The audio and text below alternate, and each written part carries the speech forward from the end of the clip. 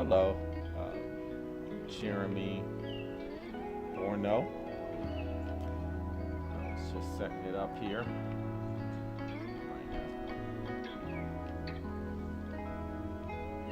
Still setting up. Listen, man. So it looks like.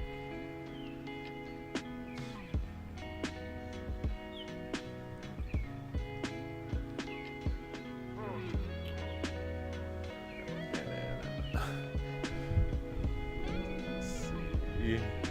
Bring this up.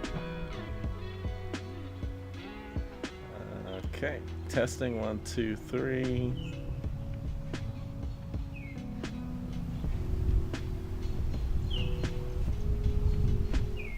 Testing. Let's see how close. Oh, it's you can already see. Okay.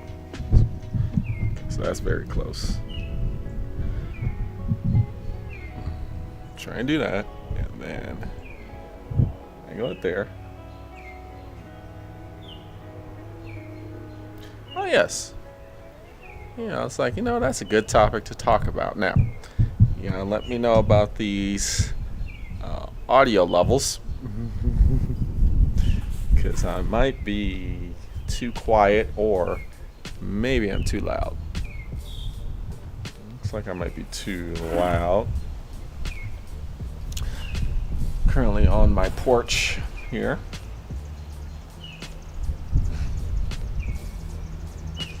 But I'll just start talking at 6 o'clock my time, 6 p.m. It is 1800 hours. Okay, cool. You can hear me. That is nice.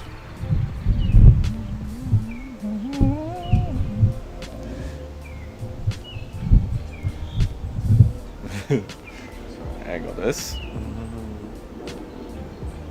And how are you doing? Are you having a fine day? I'm just making conversation until the 6 o'clock start time. Over here in Memphis, Tennessee, it is fair, which is rare. Usually, it's either very hot or very cold. So this is a city of extremes. Mild weather is kind of an anomaly here, but when we get it, we are very appreciative.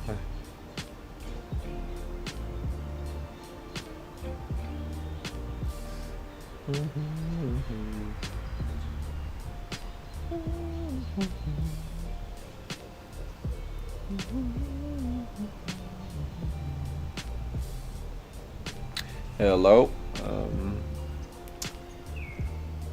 Toy noise. Tennessee's time zone is Central. Yeah, Central time.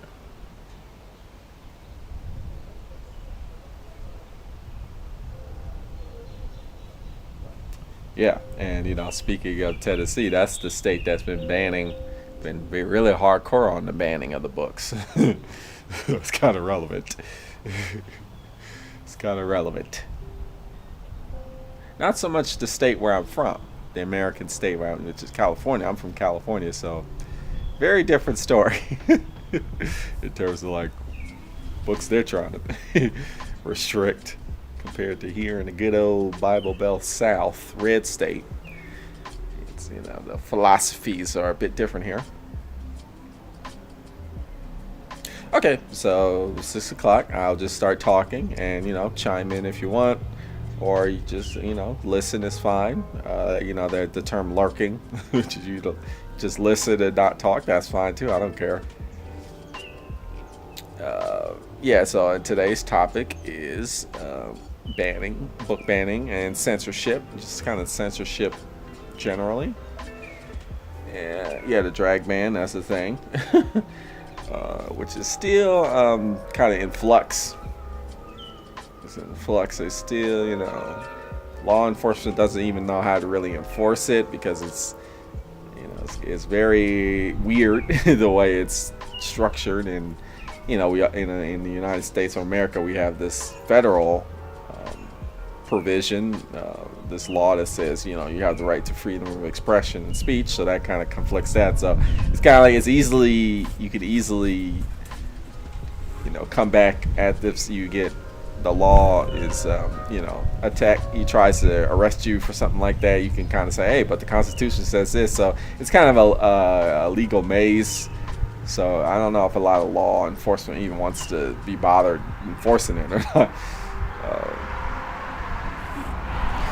So yeah, there's that. Yeah, so welcome to the Black Ponder live stream. We're here on my porch. I wanted to, for no reason, just moved. I've been doing it in the backyard. Now we're in the front yard. We're on the porch, and often it's a little too dark. Man, I'm using this webcam, so the light doesn't really pick up very well.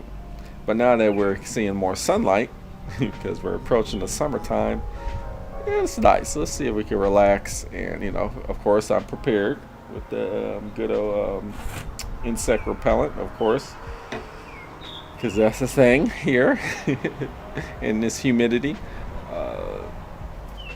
I find the parents easily flustered by topics involving Black Americans, LGBTQ, Jews, and other hard topics, right? And then the other question is, why is it a hard topic? Like, well, why is it hard? Why? That's really what I want to talk about. What gets to me is like, why are these things difficult to talk about? Why do you get like, oh, I don't want to talk about that? Why? Because that's an important question to ask, right? Is what's going on here? Why are certain topics kind of making people all nervous and like, I don't want to be exposed to that, and others are just fine and dandy? That's what we're going to talk about today. But then also, I like to consider these live streams. They're like hangouts. We're just chilling. We're just hanging out. We're just relaxing. And so if you want to like go off on a tangent, kind of like go off topic, that's fine too. We could do that, but I'll always try and curve it back to the original topic. But we're just hanging out. There's no real true structure here. We're just hanging out. To me, it's also an issue of children's autonomy. Okay, children's autonomy. Yeah.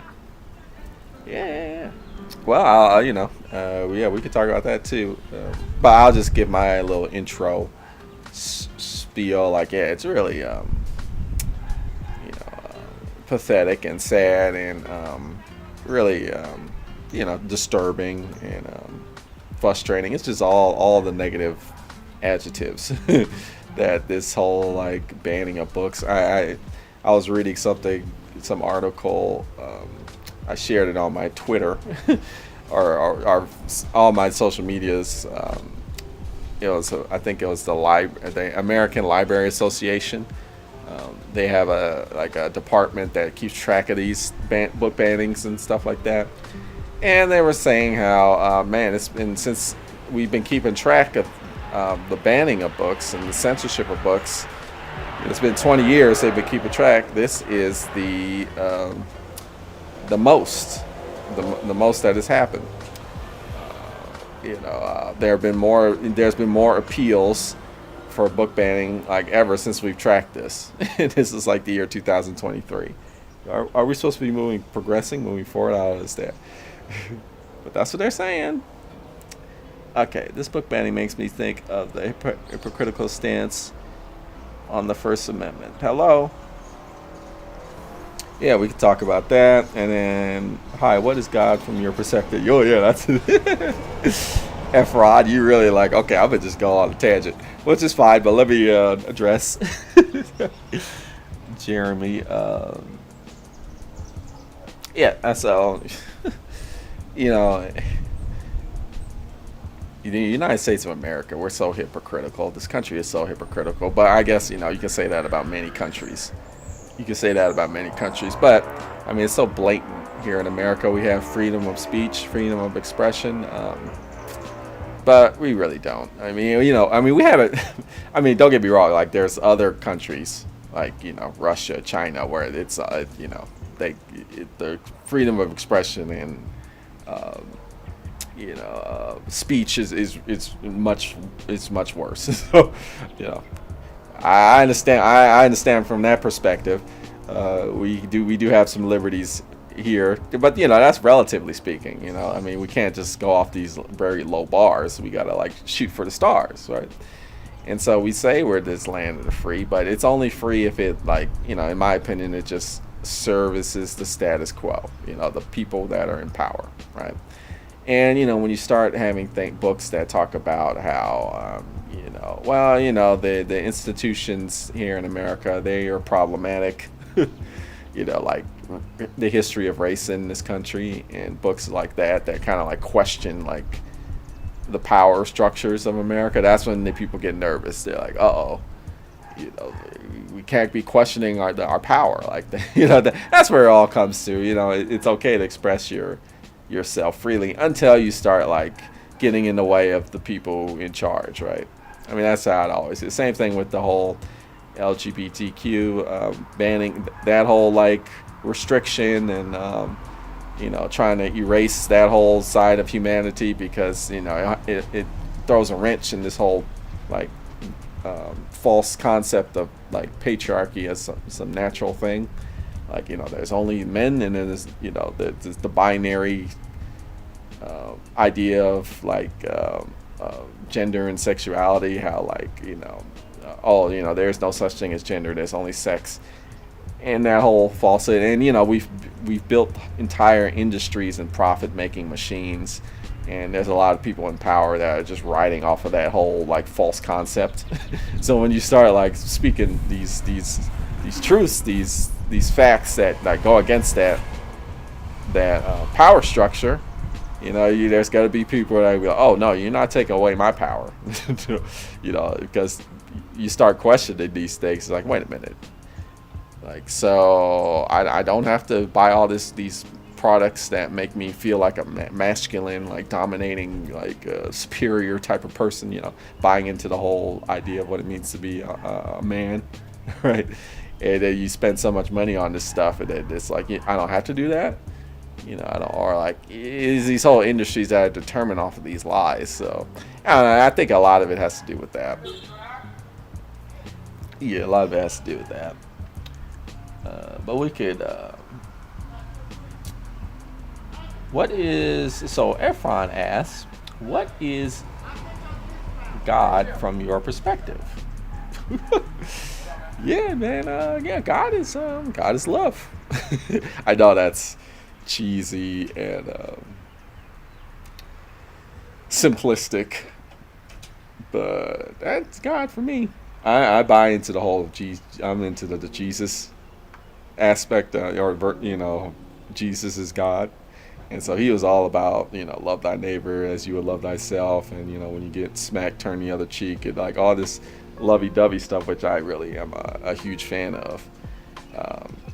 So, that's really, to give you the very simple answer, that's really what it is for me. God is love in the most purest, complete, I guess, the most complete definition of what love is. Like you define love. Like what is the definition of love? It's God, right? And I'll leave it there, because that could be a whole live stream right there. In fact, that's not a bad idea. But if you want to, so I'll leave it there. But if you want to keep asking questions about that, I'll answer. But I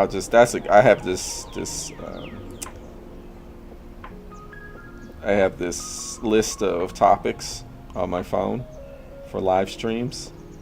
I'm gonna put that there. And then you also ask, and have you read any works by Douglas Hoff's? Nope. And none from Bach either. So I haven't read from them. Okay. Jeremy asks, what I hate is the illegitimate claims of pornography. framing books like the bluest eye when it's not. Yeah, it's just like a bogus. It's just bogus claims. Like, I mean, I know lots of people buy into that and they believe like, oh yeah, this is pornography. But I mean, the people that are actually making those claims, they don't buy into that. I mean, I'm sure like a lot of those people making those claims watch pornography. They watch porn on the regular, right, like watch porn, like, these people who say, they like, oh, that's pornography, they probably like are at night watching porno on their cell phone or whatever, right?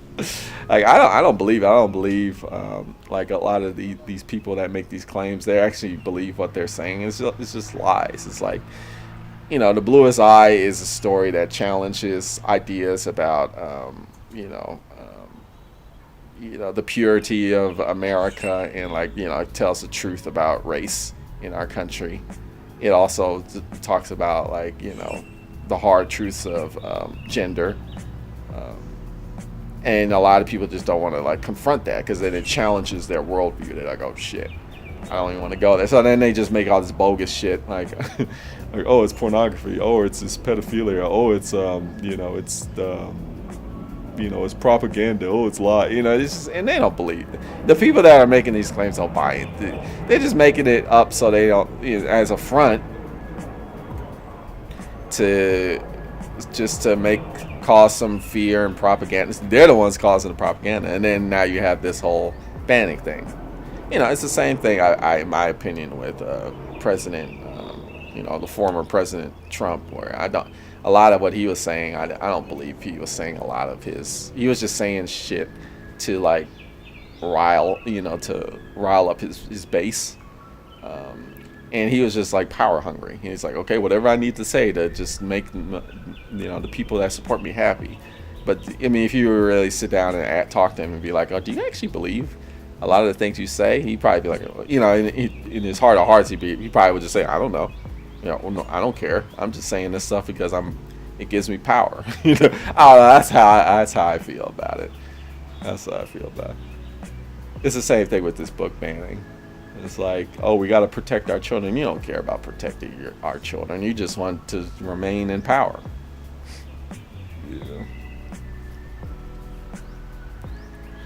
Let's see here. Do you think the banned books are going against the status quo? Absolutely. When you look at what books are being banned, right? What books are being banned? The books that are being banned are books about LGBTQ plus issues, which go against the status quo, right? This whole like false concept of the binary gender, and like a man is this, and this, and a woman is this, and that's it. And if you like depart from that, there's something wrong with you. That bogus shit. Right, that status quo, which we still are in now, the LGBTQ plus, all these books are just like, no, that's actually not how reality is. For like many people, that's not reality. So those are the books that are getting banned, and then also books that talk about, the history of race and the history of social equity in this country, in the United States of America, and probably other countries as well.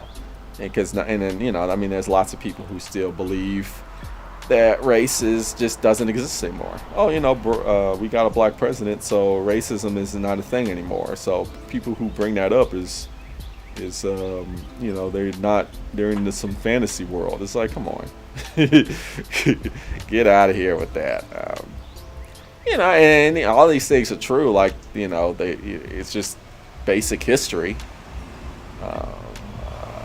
But the status quo is this idea like, oh, George Washington chopped down a cherry tree, and then he never told a lie again, or all this like Paul Bunyan, like John Henry, like all this folk, the founding fathers of America. It's a bullshit. It's like we live in this fantasy world. We don't want to confront reality, but so I'm talking about that status quo, or like what was it? General Lee was a hero. That's that. Which a lot of people still think, which is why when we talk about like pulling down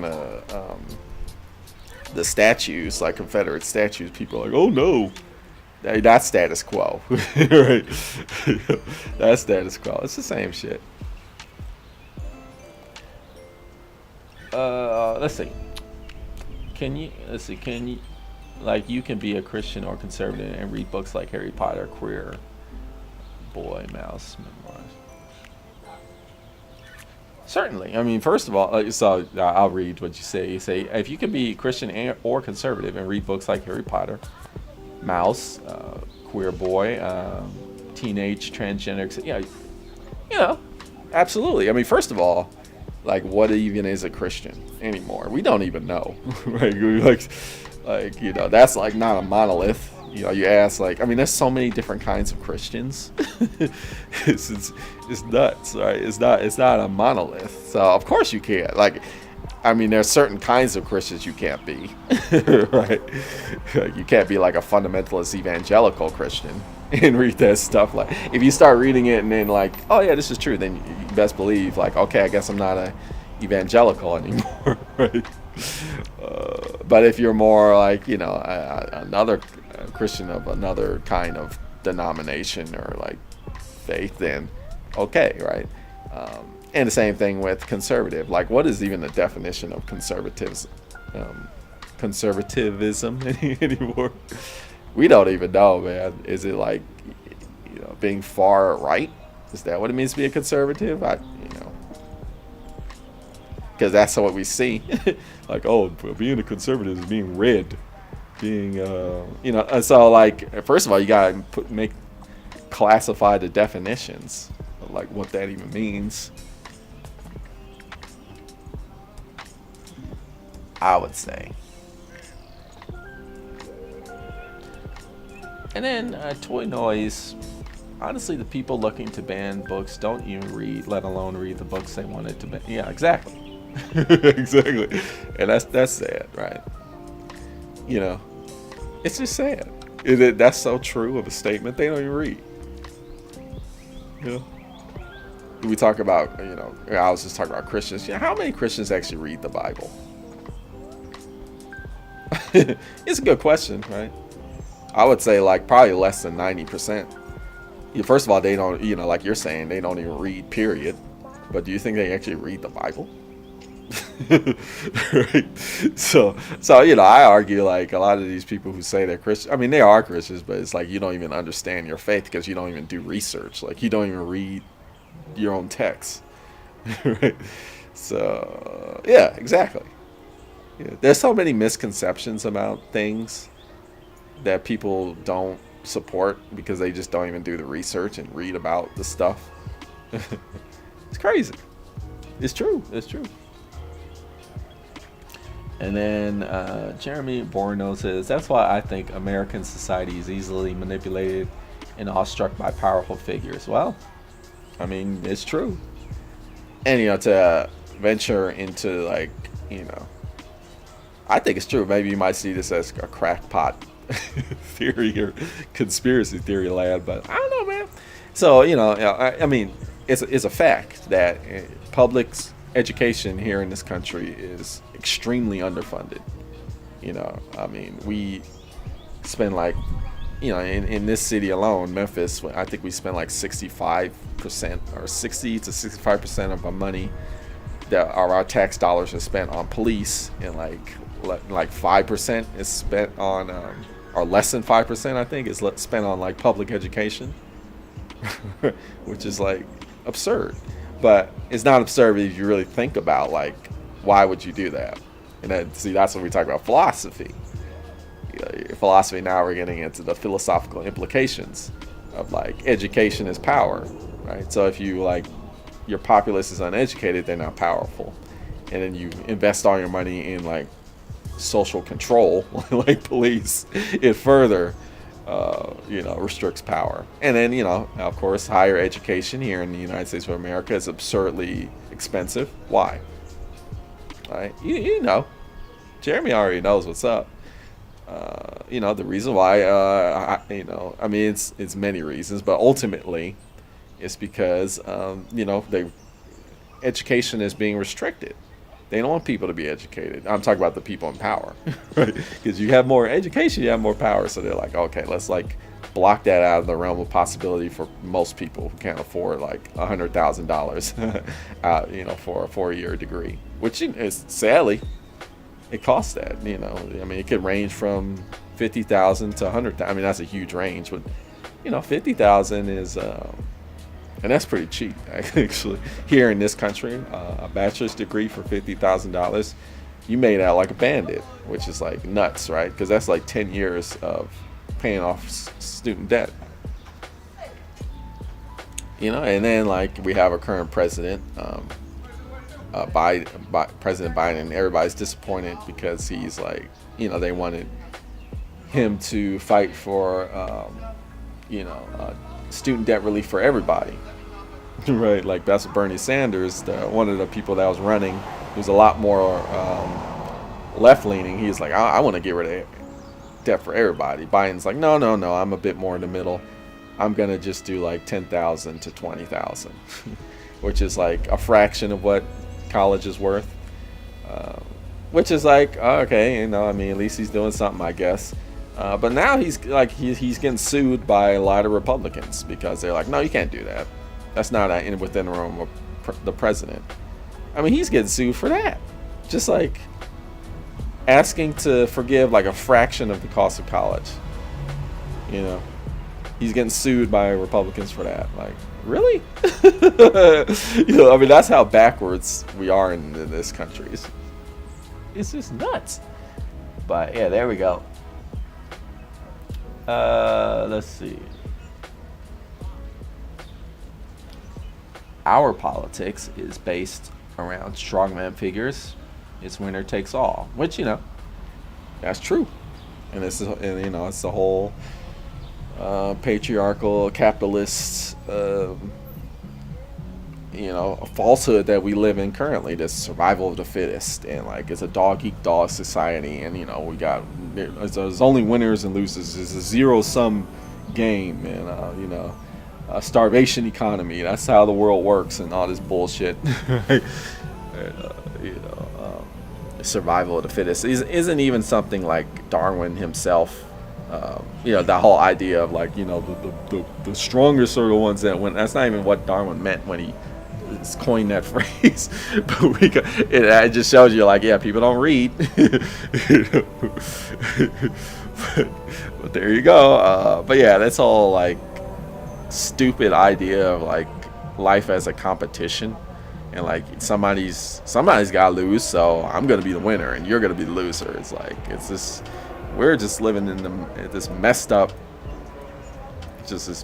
situation. It's true, but that's one of the reasons why I wanted to make the Black Ponder, this channel, to kind of shine a light on that. Like that's actually not really how we have to live, right? And the fact that we're living like that is destroying us as a human species, and it's not natural. This is all constructed. It's not natural. Okay, let's see. Where are we at? How do you feel about democracy, Black Ponder? I think democracy is cool, but I think democracy is hard. It's very hard, but we gotta do the hard work. It's not easy, right? I got a lot to say about democracy. That's a topic right there. I'll say my piece, and then maybe if I have more to say, I'll make it its own live stream. Yeah, because it's interesting. I actually, a while back, I talked about this before. In other past shows and videos. I think I started like posting videos less frequently for many reasons. Sometimes just because I read really big books, but there's this other reason where it's like, I gotta start, like, I gotta get off the internet and like actually like interact with real people and like in society. Not to say that y'all ain't real, y'all are cool, but I also like talking to people face to face and being more involved in my community. So I got into activism, and I joined like just a ton of groups. I was like, oh, you're an activist group that's about social justice? I'm in. I just joined a lot of groups. One group I joined, which I'm not a part of anymore, is they're called Freedom Road Socialist Organization. Have you heard of them? Freedom Road Socialist Organization. FRSO, right? And they were doing some good things, doing some protests.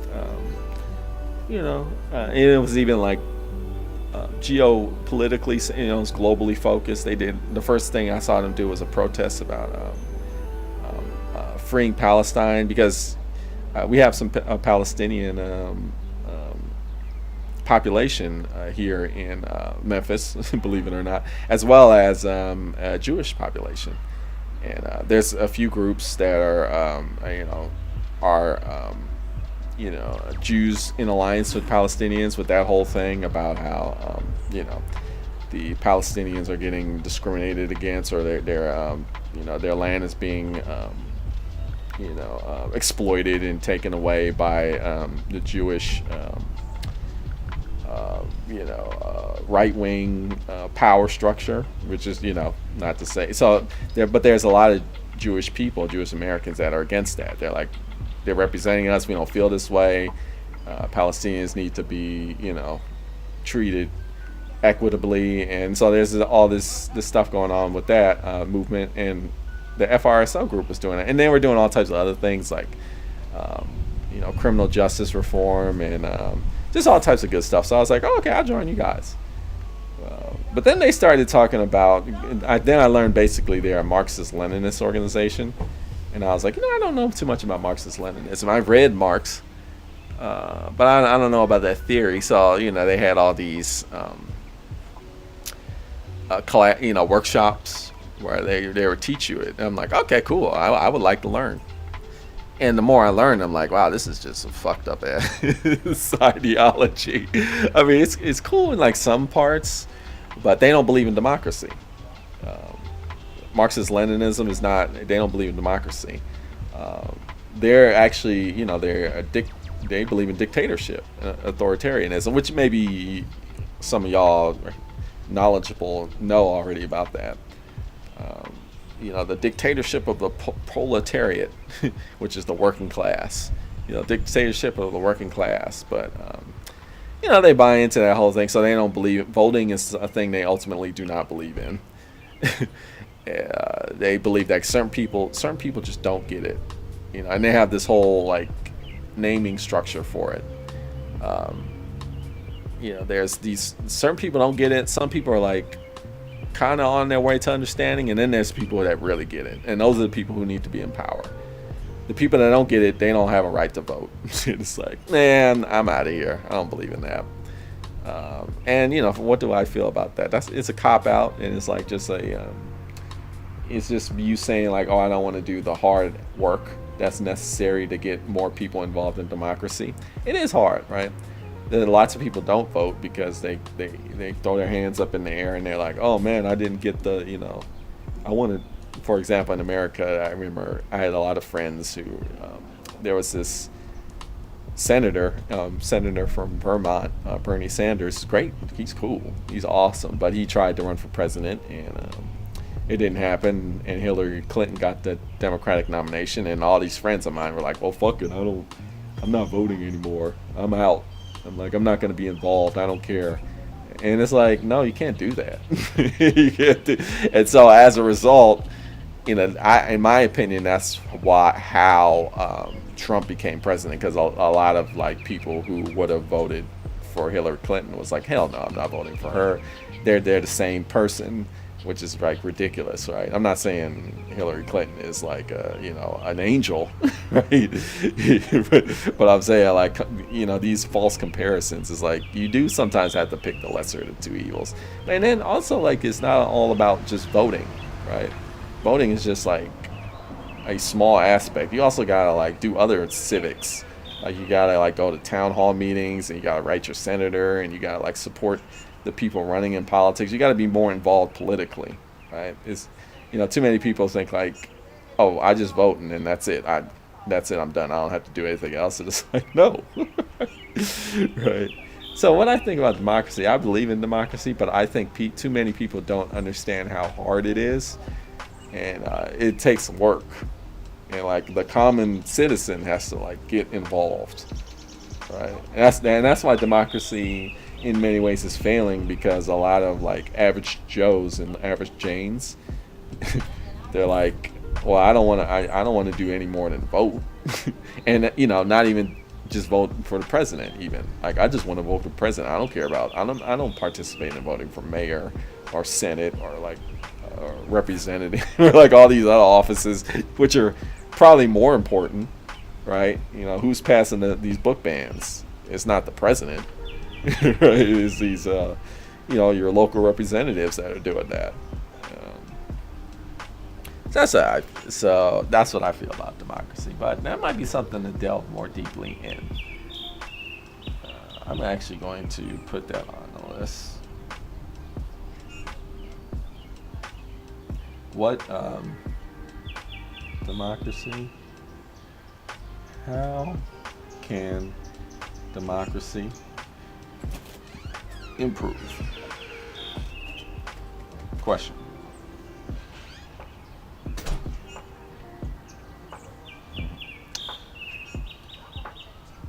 And then Jeremy asks, or puts, considering that reading can increase success, these social media conservatives need to change their antics. Meaning, or you mean by that, you're meaning they're shooting themselves in the foot because they're like saying nobody reads, and so they're disempowering themselves. There definitely are. I don't know if that's what you mean. Let me see. Considering that reading can increase success.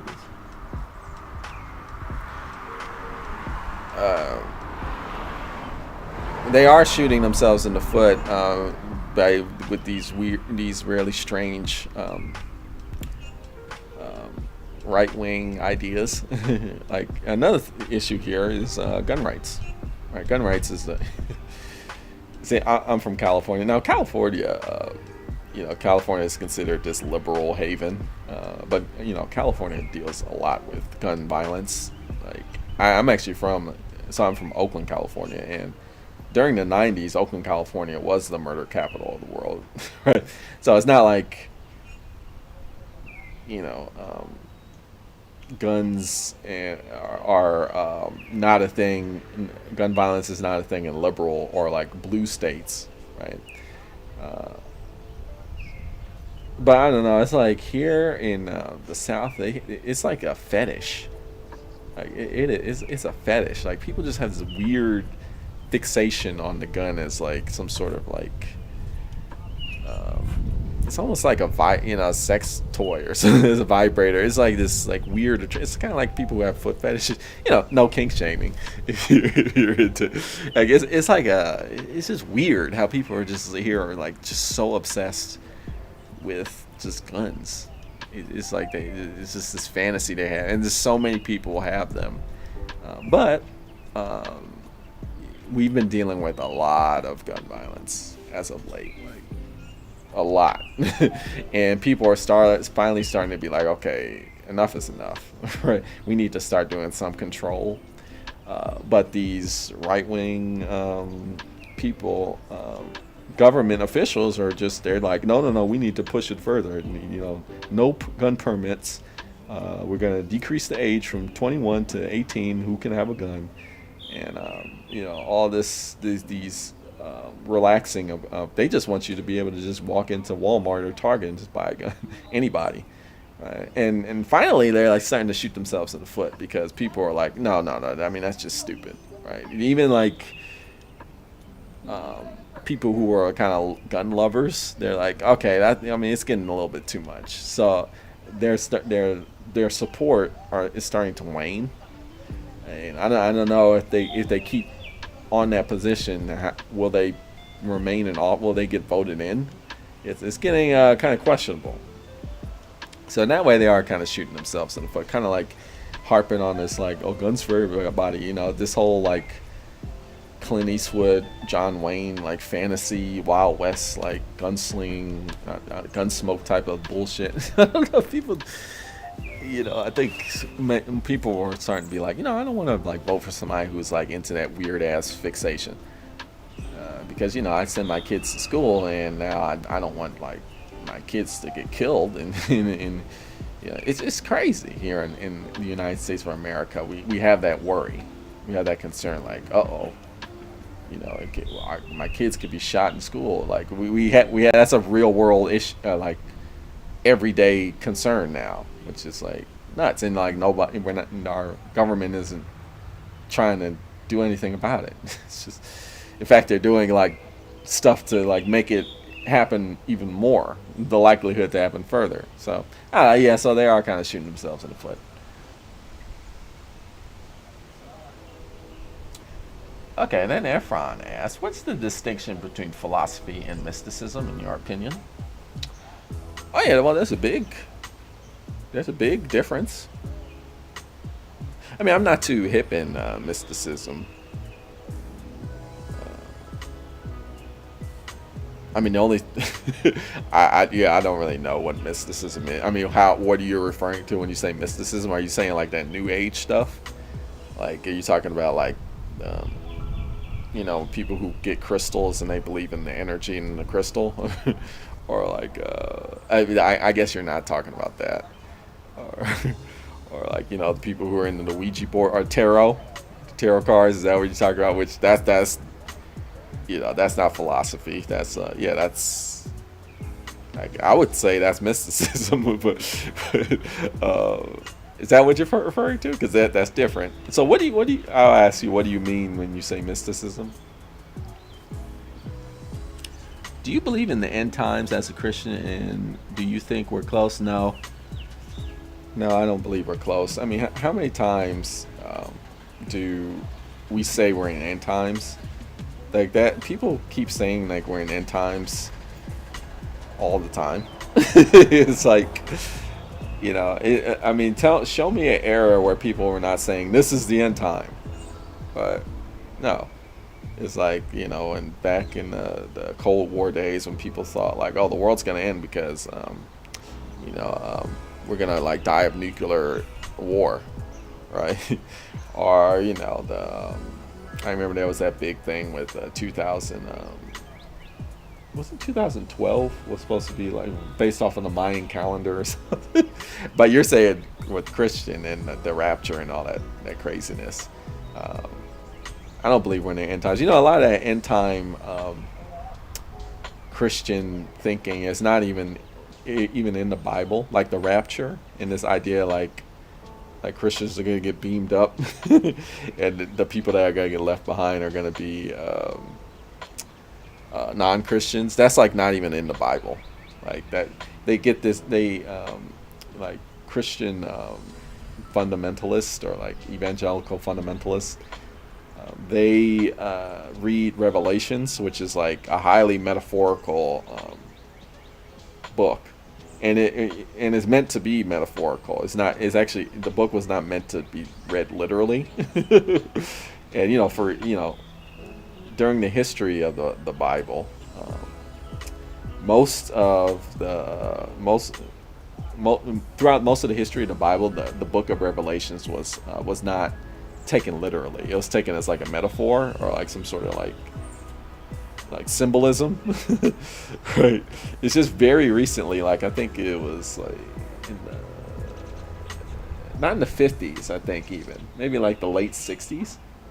That's when people started like, this actually is literal. Yeah. And then you read Revelations, and it's a very weird, it's very strange. It's a very strange book. It's very so it's really like it's highly interpretive. It's like the interpretation, you have to like really think outside the box about what it actually means.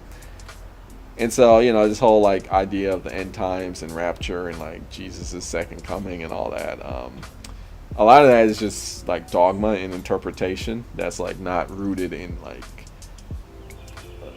actual like biblical text or like theology, I would say. So no, I also think like people end time or like judgment day or like apocalypse type, I think that's also a cop out. To be completely honest with you, I think that's people who don't want to confront, who don't really want to like make a difference in the society, and they see the problems of the world and they're like, I'm out, like I don't want to deal with this. And so you're scared, so you make like, oh well, the world's gonna end anyway, so I don't have to deal with it, right? Not me. I don't like that kind of stuff. That kind of like rapture and like. I remember there was this book that was very popular. I think it's still popular. It's called Left Behind. It's this book. I think the actor Kirk Cameron from what's Growing Pains, that sitcom that was popular in the '80s. He was like the star of that. that modern representation of like the Christian idea of the end of the world, which is like again not actually in the Bible. Okay, and then reading books fits democracy. It does. Yeah, you can helps you diversify your thinking. You get different kinds of perspectives, and diversity is very healthy in democracy. Different points of view, but it also makes democracy hard, right? Because now you gotta like accommodate for different points of views, and there's a lot of different points of views, but ultimately it does help. I'm for consensus instead. Yeah, I know there's not one. In my opinion, there's not one solution for all things, but consensus definitely does work. I actually am part of an activist group, which I like a lot. It's called Food Not Bombs. That's an anarchist organization, and anarchy is all about consensus. They resolve all issues via consensus.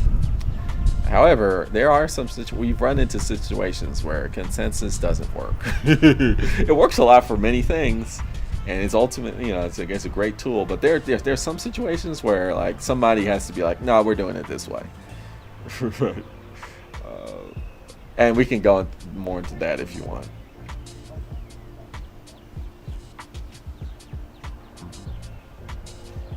I heard the term degree feudalism recently. I have never heard of that term before, but hey, nice.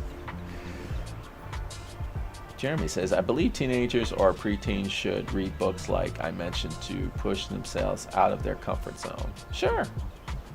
Right? And, the whole idea of banning books is, we don't want our kids to be scared. We don't want our kids to, feel shame. It's like, what? and then they're the same ones who are like, well, F your feelings. Your feelings don't matter.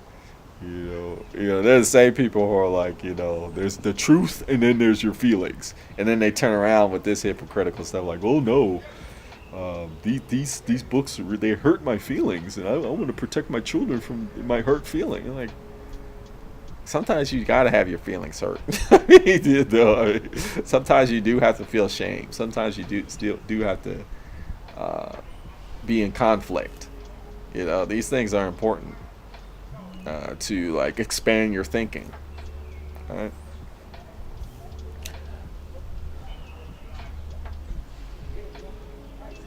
Democracy requires equal educational standards. Yep, I agree with that. Democracy requires. That's it. I agree with that. Requires. You cannot have democracy without equal opportunity education for everybody. That is definitely true. If you claim to be a democracy, but you have different,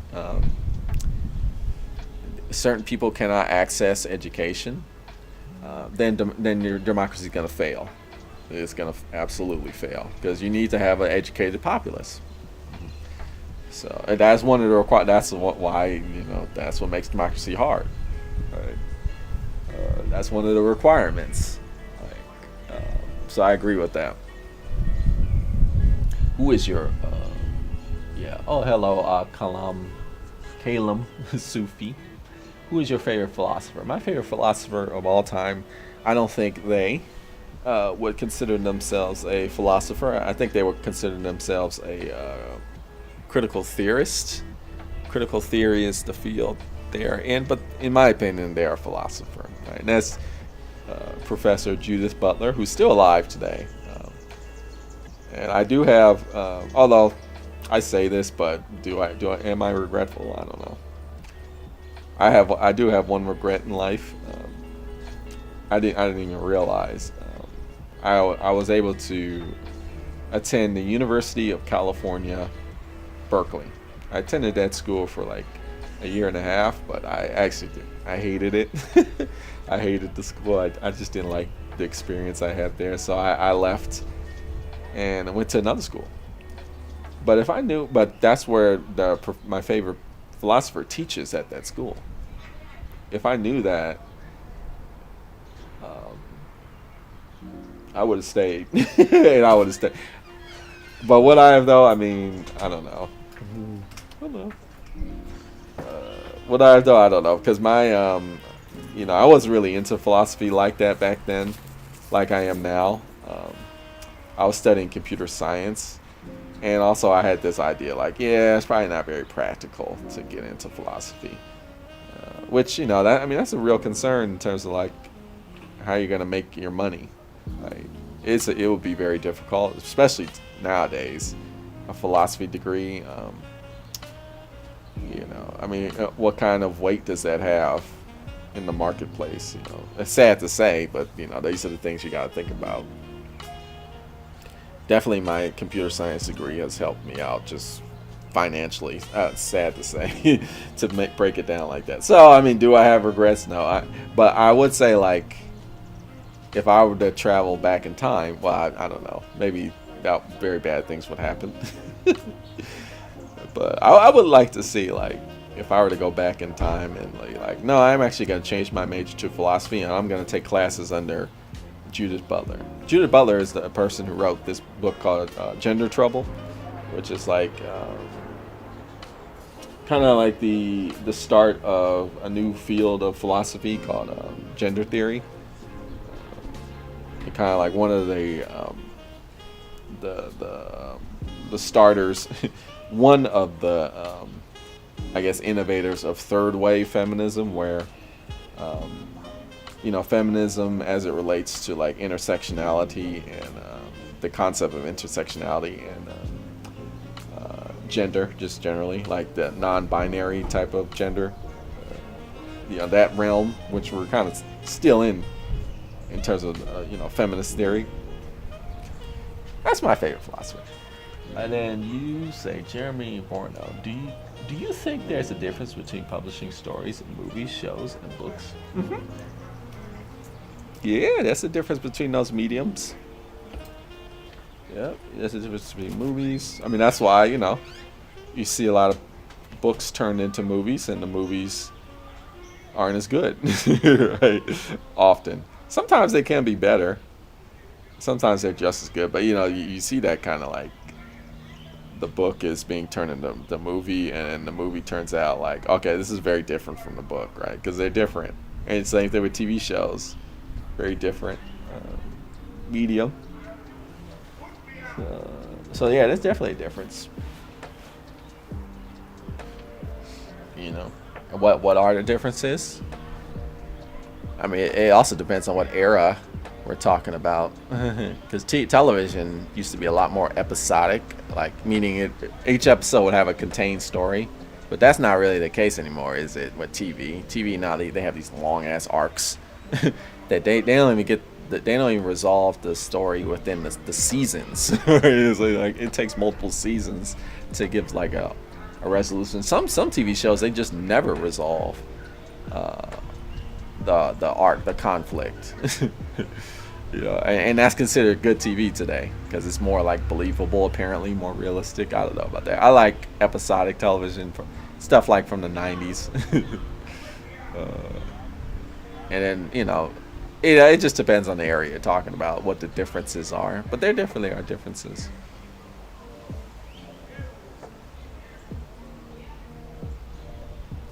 And then Toy Noise says, I think you would be very engaged with anarchist work theory. I am.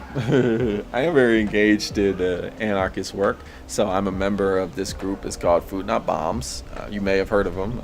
They're a global international organization, been around since the 70s, I think.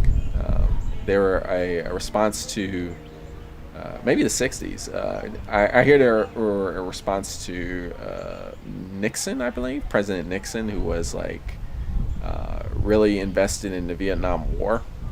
And the Food Not Bombs started from that. They were like, this. Why are we spending so much money on warfare where there's like people actually starving in this country and in the world, right? And so that's how it started, and it's been going ever since. And it's an anarchist organization, and if you live, it's likely there might be a local chapter in your area. If you kind of Google Food Not Bombs your area, you might find one. Yeah, but they're anarchists, so they're unified by a set of principles, which is one thing is that they're vegan, or vegetarian or vegan. So Food Not Bombs, what it is, the purpose is there's so much food that gets thrown out that's good. Whether it's about to be expired, a lot of groceries, restaurants throw away near expired food, or like maybe they just got too much an influx of food and they just throw it away. A statistic is, from what I read, it's like 40% of all food that's produced is actually thrown away, and that's absurd when you actually have people, even in the United States of America, who are starving to death, right? Or they don't have enough food to live nutritious life. So we talk. Food Not Bombs talks to local groceries and restaurants and checks to see, are you about to throw away food? And then we collect a lot of that, and then we just distribute it to like people who need food. It's great. But then we also have this whole angle of like education, where like, why is it that we're struggling for food, yet we spend like so much money on warfare and like bombs and like military weaponry, and like we spend so much of our resources going to other countries and like basically exploiting and dominating. Why do we do that when we like even our basic needs are not met? It's ridiculous. So that's a lot of it too. So in that way, that's why I like the group, because it's philosophical. So you give people the food, and then we talk to the people who give food, but when we do our actions, we ask the people that are watching, like, oh, it's cool, you're doing this, that's great, so what's this all about? Then that gives us the opportunity to be like, hey, like this, it's kind of fucked up that we live in this world that people are like near starving in what considered first world countries, or whatever what they call developed countries. Even in developed countries, let's not talk about countries that are that aren't like, that don't have like enormous economic industries. Right? So many people are without food, yet we have all this money that we spend just blowing people up, right? Or like exploiting people in incredibly violent ways. What's that about? And then now you get into a discussion, a talk, and it's it's great. But yeah, and it's an anarchist organization, so you just put on the Food Not Bombs whatever t-shirt, bib. I got a chef's bib. Maybe I'll show it to you one day. It's in the trunk of my car, but I don't have my key. I don't feel like getting it. I almost feel like getting it, but no, I'm not gonna do that. Or a button, and we just walk around, and that's all you need to do. You just say, hey, I'm a Food Not Bombs member, and as long as you follow like what I said, like in terms of like the beliefs of Food Not Bombs, like feeding hungry people in need, reducing food waste, and kind of like this whole anti-military kind of ethos, this mutual aid, harm reduction ethos. If you're into that, you're a Food Not Bombs member, and that's all. Like, there's no like, asking for permission. Like, do I should or like, well, I mean, we do things via consensus, so we ask everybody, is this cool? Let's figure this out. But there's no like person in charge. There's like no president, vice president. There's none of that structure. It's just we're all just doing this together in a collective effort. And we also have a reading group where we read anarchist texts. So yeah, I'm really into the anarchist movement. Now, am I an anarchist personally? No, because I do think there are some things that anarchism cannot, some problems that anarchism cannot solve. But we could talk about that if you want. But there's some very positive things about anarchism, absolutely. But it's not perfect. It's not a perfect system. But yeah. And then Jeremy Borno says, I read books that are banned and strangely they give me comfort. That's cool. I feature a lot of, like, I read books on my YouTube channel on the Black Ponder that are banned. Like The End of Policing. I did a book on that. That book is banned. You can't like distribute. Like a teacher can't assign that book to a student, or like they'll. I'm trying to think. Will they get fined, or will they actually be sent to prison? Or jail? I think it's actually pretty serious. An offense to do that, which is like really scary actually to think about. But there are books that I feature on this channel that teachers can't assign their students. Which I feel have a lot of educational value. But that's good that it gives you comfort. Any favorite? Yeah, what do you talk about? And then what books you referring to? And then you say The Bluest Eye, that's a great book. I love Toni Morrison. Eventually I will read her books and feature them in the channel as well. I read a lot of fiction too. Because Toni Morrison has a lot of philosophical ideas, and for the longest time, Toni Morrison was my favorite author. She's amazing. And then I started reading Dostoevsky. I'm like, nope, he takes the cake. He takes Dostoevsky, and then apparently, I remember I saw an interview with Toni Morrison, like going.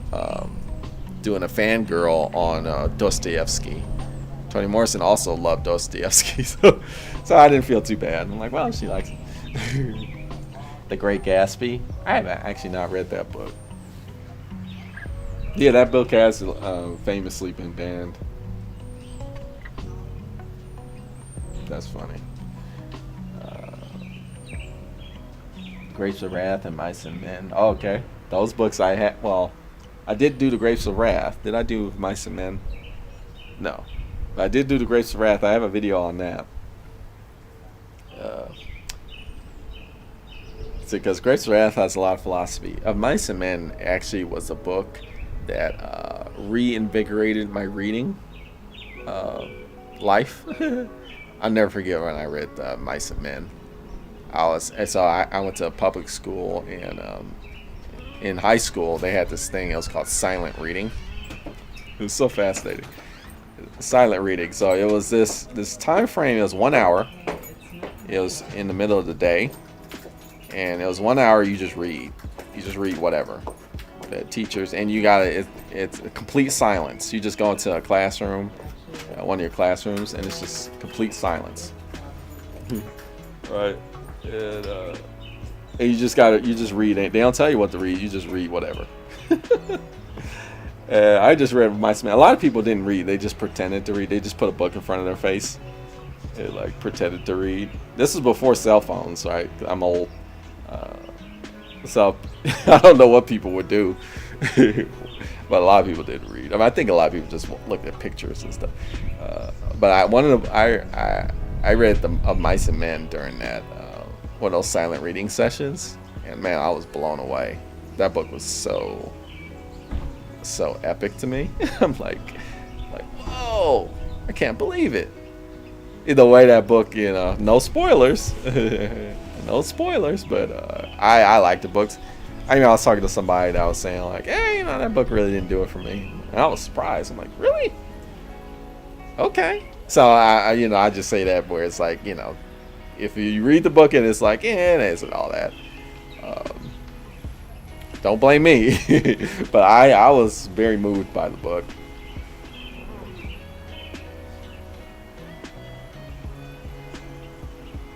Yeah, it's a great novella.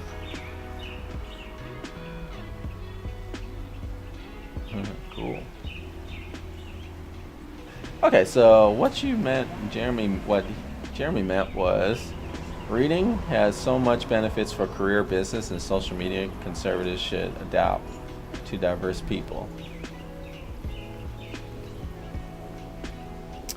Well, the thing is, a lot of these social media conservatives kind of their success is built off of like this fiction that there is no diversity is like bad, and that's their success rides off of it. They've told this lie. They built this foundation that they stand on top of, where like diversity is actually bad, and there's certain people should be focus on themselves, and there's certain people that we don't need to focus on, and here's why. And a lot of people buy into that, and they support them. Right.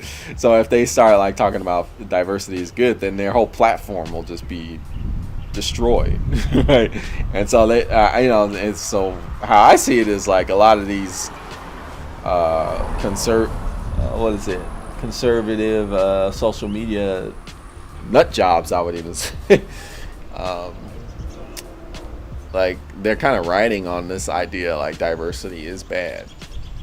Right. Saying if more people start believing diversity is good, then their whole fiction is just kind of just dissolves, and then they kind of like don't have a platform anymore. So I understand like what they're doing. I just think it's like, I feel like maybe you should have a heart, and maybe you should like, not use that as your way to success. Maybe you should just start from ground zero again, and work your way up and get with actual reality, which is this. The reality is diversity is a thing, and it's it's a beautiful thing. I don't know. Oh man, yeah. If you read Wiley, you'll have an expanded mind, which definitely helps in your career. It helps some careers.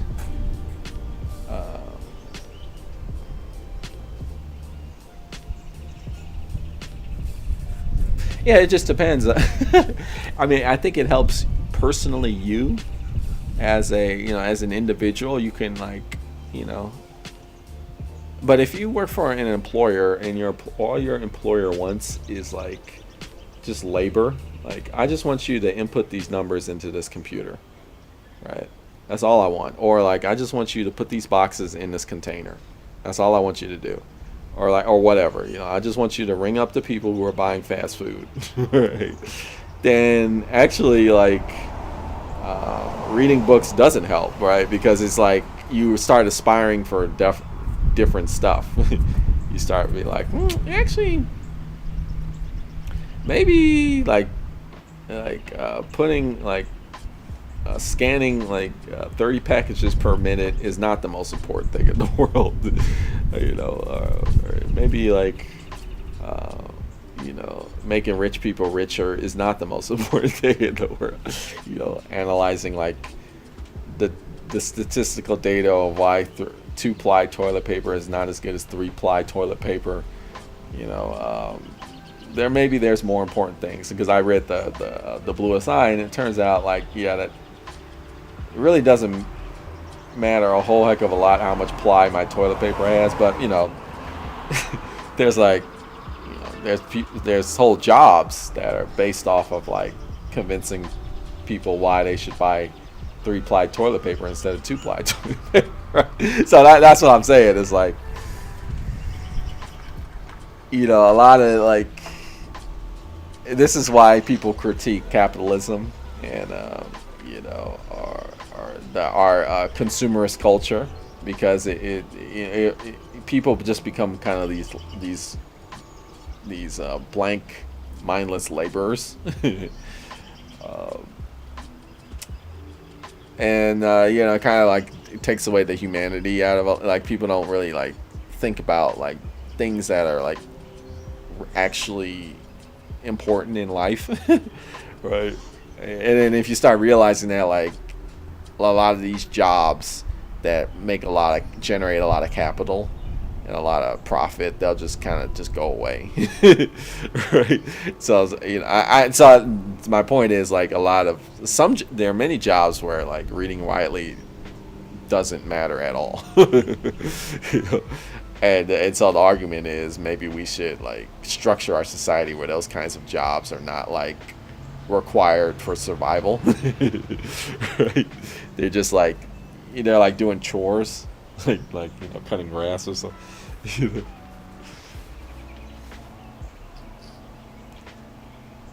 Let's see here. If you read what everyone else reads, you can only think how others think. It's true, But I mean, my argument is that's what people who ban books, that's exactly what they want. Right. See, now we're getting philosophical. That's exactly why they ban books, because they want people to think exactly how they think. That's the whole point. Right? Now, is that good for humanity to progress and evolve and become better? Like, no. But it keeps people in power. It keeps them making the money, right? Exactly. Reading has a magic in seeing other perspectives without resistance. How would you say reading, especially banned difficult books, changed your life? It made my life a lot better. Like I was just talking about my favorite philosopher, and they wrote this book called Gender Trouble, and that book was just given to me. I'll never forget it. It was a store. It was called Revolution Books in Berkeley, California. I don't know if they're still around. It was a small bookstore, but they had a lot of like political philosophy books, and I think they had like a clearance section, and I think people just were not buying these books. And the store, I think it was the manager or something, one of the higher ups in the store just happened to be there. Like, oh, I'll just give you this book. It's not really selling. I'm like, what's this? Gender Trouble? What's this? He's like, oh, it's just the idea that gender is a creation. It's a creation. I was like, I was young. I was like 17 at the time. 17 or 18. Oh, it's this idea that gender is construction. It doesn't, it's a creation. And I'm like, no. Gender is like, it's an aspect of nature. Because I was so naive, I didn't know. I just was what I was told. I mean, this was 1990. Oh, this was 2002, 2003 or something like that. Yeah. Literally 20 years ago. You're like, yeah, gender is just like you're just born a certain gender. He's like, no, well, this book doesn't say. I'm like, all right, let me read this book. I'm like, I'll watch. I was expecting just some bogus shit, like, yeah, just some mumbo jumbo. Person doesn't know. But then I read it. I'm like, oh damn, they're right. They're right. It is. I would encourage you. Like, I made a video about that book. If you kind of like on the fence about that, like, read that book. Your ideas will change. You'll be like, oh yeah, it is a construction. And it just opened the doors for me to I just got to know a lot more people that are like, I knew a lot of people, but back then, even in like 2003, right? Even though that was like, that's the 21st century, but it was still really backwards. And this was like liberal bubble, San Francisco Bay Area. Still like a lot of people were in the closet or like not out in the open, and it's still like that today, honestly, right? As we all know. I mean, there's a lot more openness, but we still got a long way to go. But 20 years ago, it was like there was a lot of like gender non-conforming people, non-binary people. The whole like this. I mean, they the concept of the they them pronoun was around, but I didn't know anybody that used that. But now like that's the thing that people use, right?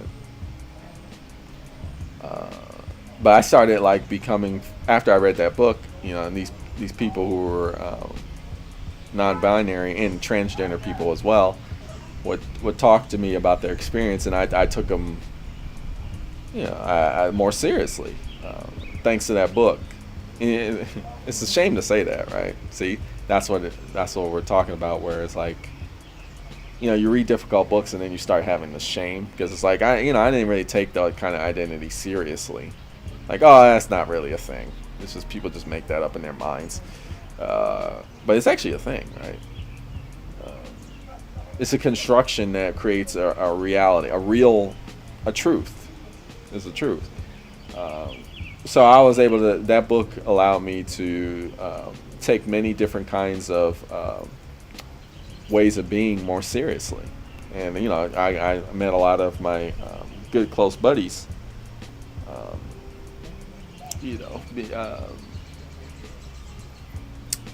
Through that book. Yeah. And I have a daughter now. I adopted a daughter, and she's transgender. I don't know if I would be so open to that before I read that book, but my daughter is great. She's an amazing human being. Makes me a better person. And yeah, before I read that book, I wouldn't have been like. I would have been like, this whole transgender. What is that? Which is a shame. I was wrong, and I was like incorrect, and yeah, I was just wrong in that kind of thinking. But now I'm hopefully I've become better in my thinking and become more accepting of like truth, and become a more compassionate, caring person. I hope. All because of that book. So yeah, absolutely. Changed my life. Absolutely, that book changed my life. Read Mice and Men and well as Great Gatsby in his. Cool. Great. Okay. Nice. Cool. As a fan of Judith Butler, how do you see gender? Oh, I talked about this on a previous stream, but I'll bring it up again. Gender is like, well, it's not the final frontier, but how people say like, oh, space, that's the final frontier, or some people they go into the deep darkest depths of the ocean, and then they look for like life forms in the ocean, or like all these fields, quantum computing, that's the field, right? That's when we're gonna see all this new innovation, or AI, like where they get new. For me, it's like gender, because we have no idea what it means to be a human being. Like, what does it mean to be a human being? Can anybody answer that question? What does it mean to be a human being? Such an important question.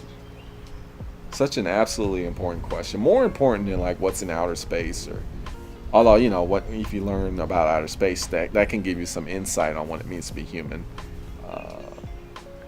But it's not, you're looking out there, but you're not looking from within, right? Or wherever, quantum computing, or like physics, or like all these fields. It's like we still don't really know what it means to be a human being, and it's really messing us up, because we easily dehumanize people when we don't even realize we're dehumanizing people. We exploit people when we don't even know it, because we don't know what it means to be a human being. Gender is like a window, or like a new. It's like an exploration into like humanity. It's like it's unique to us. Gender. I mean, I'm maybe other animals have this concept. I don't know, but human gender is. It's very human, right? It makes us unique, and it makes us special.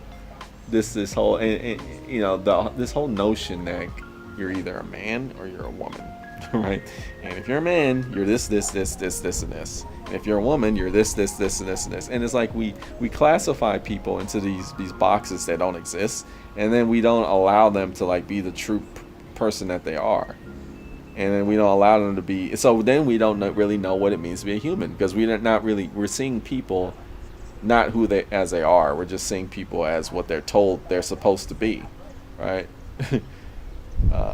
So that's why I feel like gender is so important, because it's like giving us an opportunity. Like people are finally able to like be the actual person that they are. And then you're like, oh, okay, that's what it means to be a human being. It's not just this, Dick Van Dyke show, or like, what's the one with the Andy Griffith show, like the whole like 1950s house and picket fence, wife and kid 2.5, husband, wife, 2.5 kids, dog, cat, house, white picket fence. That whole like concept of like, that's what it means to be a human being. Right? Like not even in the slightest, right? But we're all so fixated on that, we just don't even know ourselves, right? So I don't know. I'm very very attracted to the concept of gender.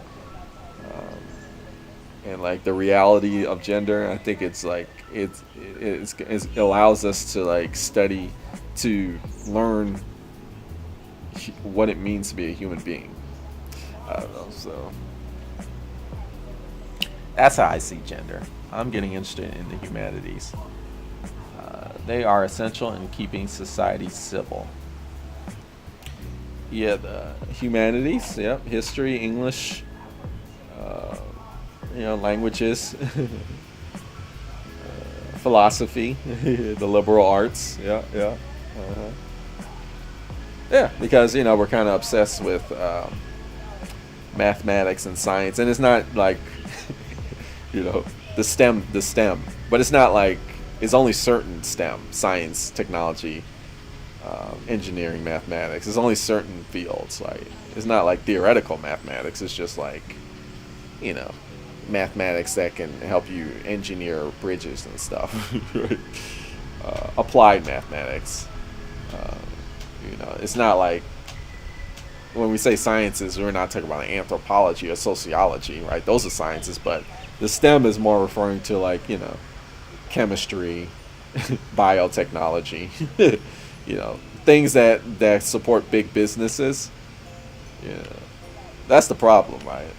That's why the humanities are kind of shunned, because it's like, well, you can't really generate capital. You can't create capital with those kinds of fields.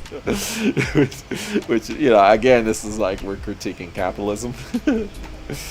But that's the way I see it. It's less like keeping human beings civil, which it does, but it's more just like allowing us to focus on the question of like what we were talking about. What does it mean to be human, rather than focusing on like, oh, how do we generate more profit?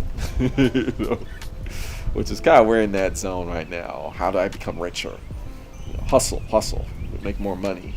Yeah, I got to get a career that's going to give me a lot of money, so then I can live a secure life. And then you do all that, and at the end of your life, you don't even know who you are.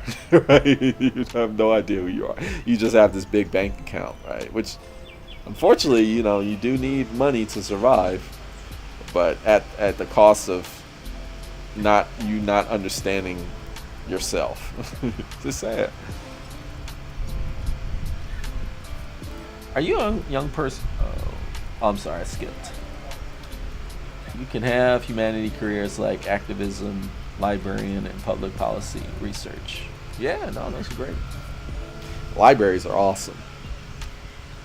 Libraries are like, I remember I saw an interview with the actor Elmo Estevez, who was where I know him from is he was the guy from the Mighty Ducks Disney movie. He was the coach of that hockey team, the Mighty Ducks. But he also was in a lot of '80s movies. Like he was the bully in the Breakfast Club. I think that's like probably his most popular role. But my generation, his most popular role is the coach from the Mighty Ducks. But anyway, this guy, Enlil Estevez, he made this movie. It's called The Public, and he's very passionate. And it's about libraries. It's a fiction. It's fictional. I think it's just a story about this library and the staff and the people that go in there.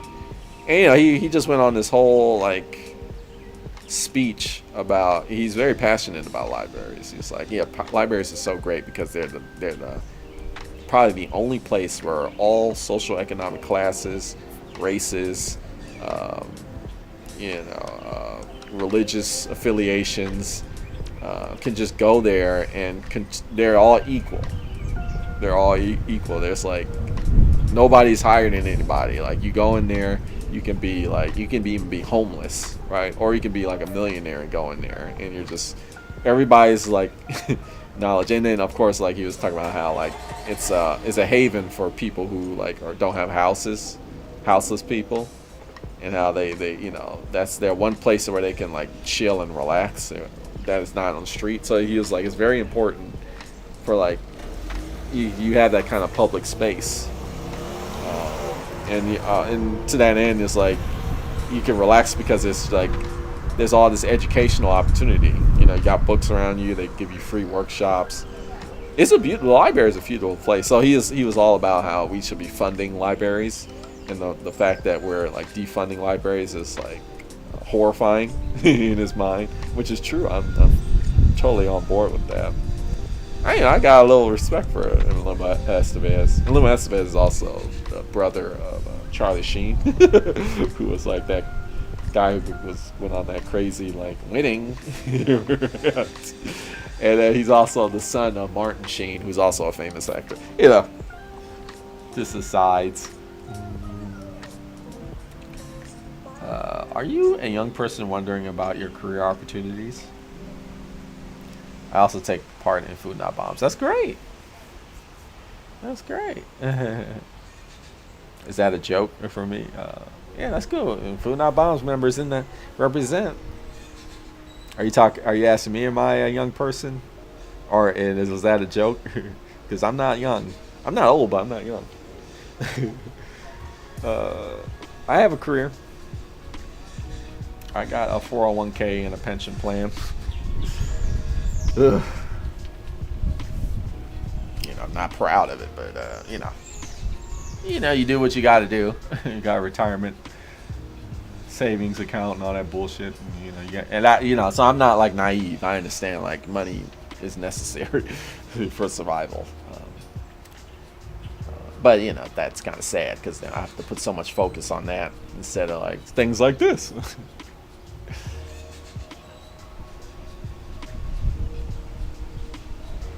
Oh, okay. You were talking to. Okay, cool. So this is that's fine. You're right. Okay. Cool. It's just like a conversation going on in the chat. Cool. Healthcare needs more philosophy and critical thinking.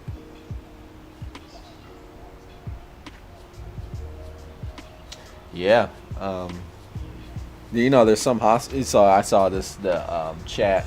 Healthcare needs more philosophy and critical theory involved. There's some hospitals. I used to intern at a hospital because I was on the route to go to the medical field. I used to do in high school. I did internships at hospitals, which was some intense shit.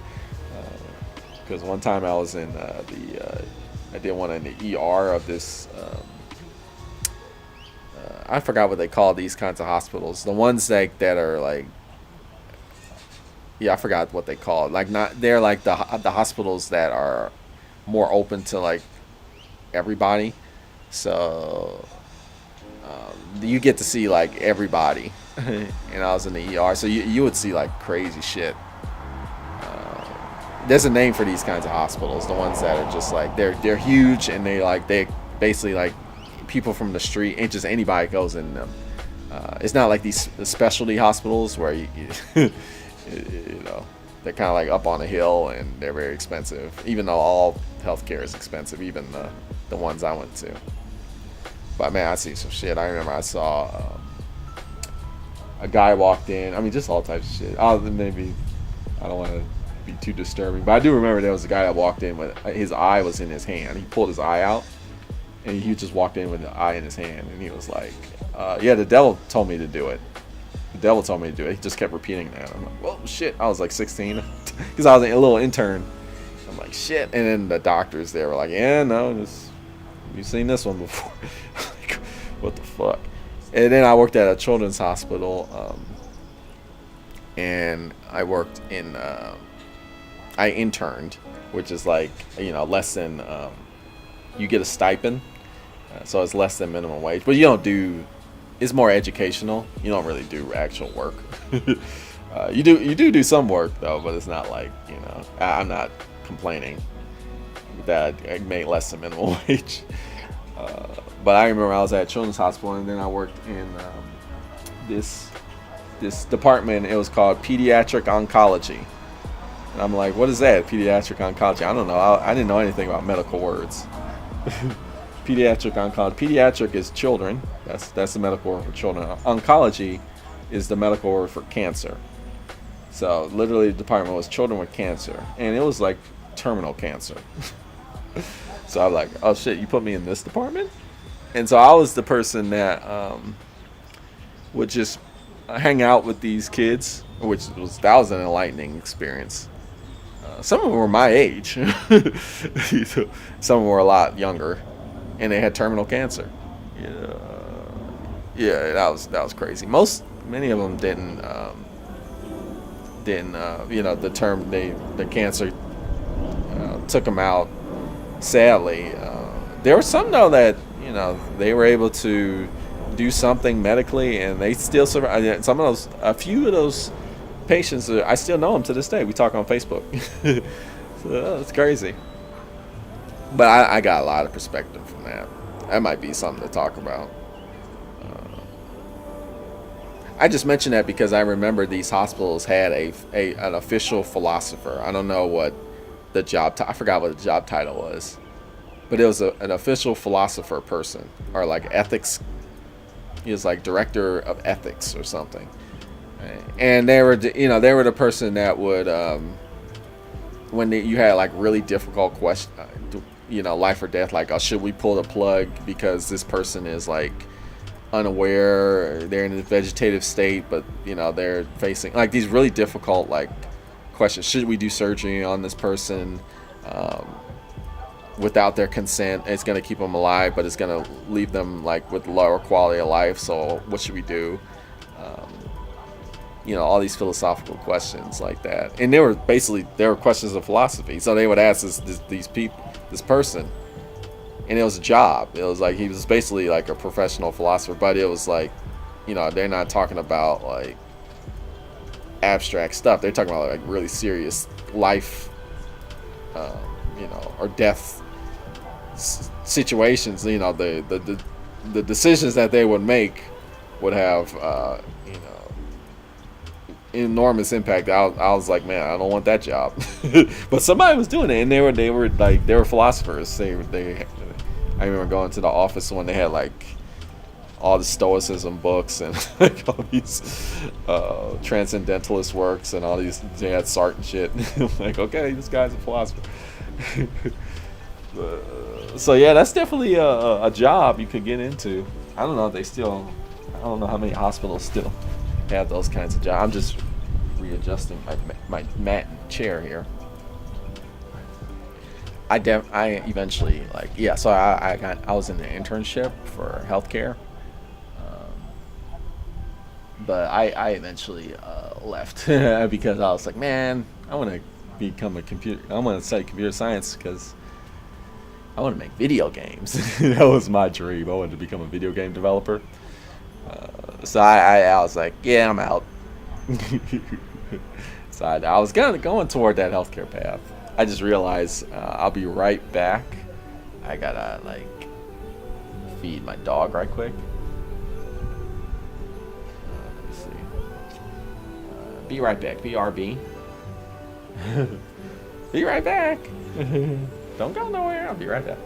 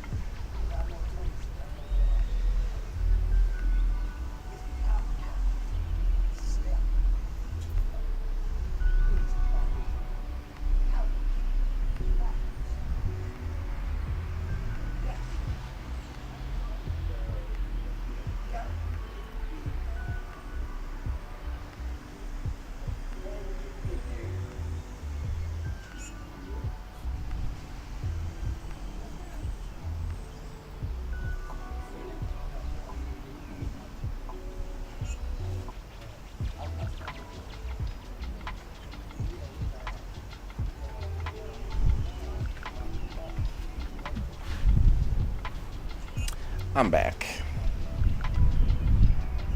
I'm back. Okay, let's see. Let's see, how do you think we can prevent... Okay, so I'm back. Yeah, then Jeremy asked, how do you think we can prevent book banning? And then, Toy Noise, remove the people from power and destroy hierarchies. Simple. Simple, huh? Yeah, so, I mean, what you got to do is, I'm still of the opinion, like, you do need some kind of hierarchies for some things. But I understand your point of view, and a lot of, like, people I work with in the anarchist community share that. Just vote them out. Most people don't vote in local elections. Right? They don't vote in local. I mean, so more people need to be involved in democracy. That's another thing about how democracy works. More people need to be involved. Many people vote when the president is elected, but when, like, the representatives are being elected or the senators are being elected, the turnout is low. And then the people who are voting are generally older conservative people, right? And that's why they're getting what they want, right? If young people, more liberal-minded people were to vote, like, these people will be out in a heartbeat, right? I think that's how we do. Got to get rid of these old, because some of these people in these legislative positions, they're like 70, 80 years old. Like, they're just stuck in the past. They're never going to get out of their way of thinking. So we just got to get them out. Just participate. That's,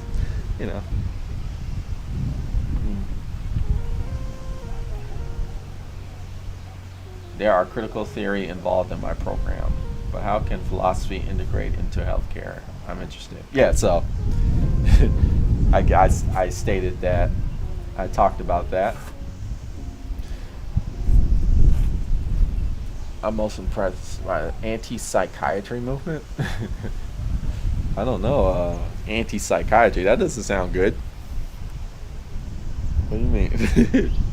I think psychiatry is important. I don't know. I think psychiatry is a field. What do you mean anti-psychiatry? I don't know. I love Mrs. Morrison. So yeah, she's awesome. I love my cement is kind of ableist. Yeah, it's true. Most classics, definitely a lot of Steinbeck, but Hemingway, Steinbeck, even like Kerouac, even though he's still alive. But a lot of these classic books, they got their problems. Even like Dostoevsky got like issues. Right. So yeah, I mean it's true. Um, yeah, Mice and Men is a bit ableist, but it's not. I don't think it's too bad. Yeah, I don't think it's too bad. But yeah, you're right. But I don't know. I think that comes with the territory of classics. You're gonna have some sort of oppressive, discriminatory point of view. Unfortunately, that's sad. But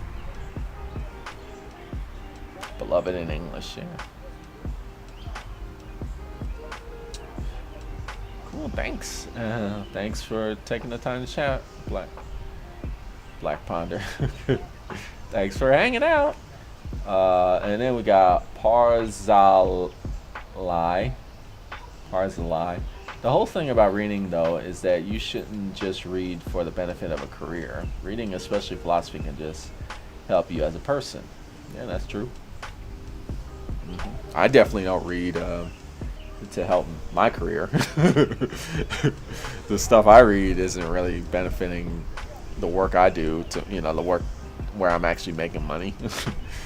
So yeah, that's definitely true. Considering that capitalism is deep in America and people want to be millionaires, it's a good practice.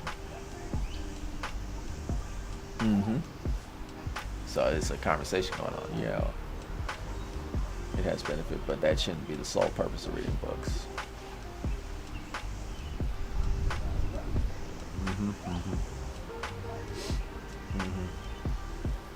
Yeah, but so Jeremy's saying like, reading books helps you become a millionaire. No, it doesn't. Many people who got like the richest people in the world don't read. Really?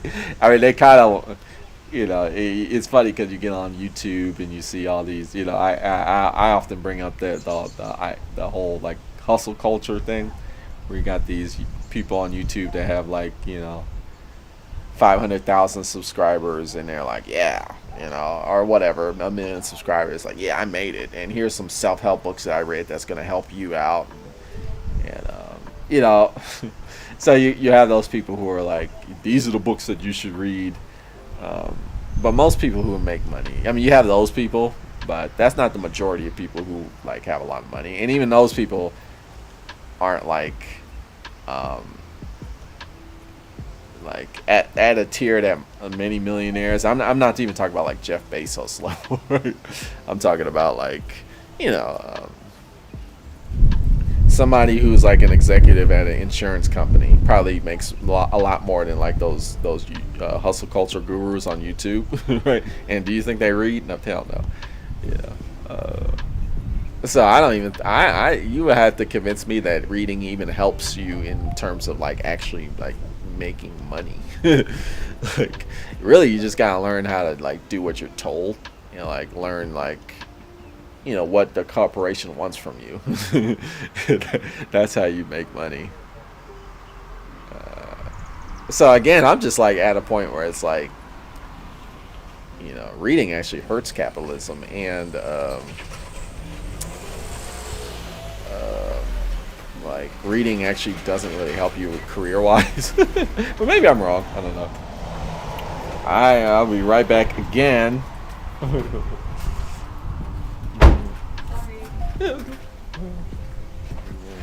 Be right back, just gotta do something. Out there, keep the dog.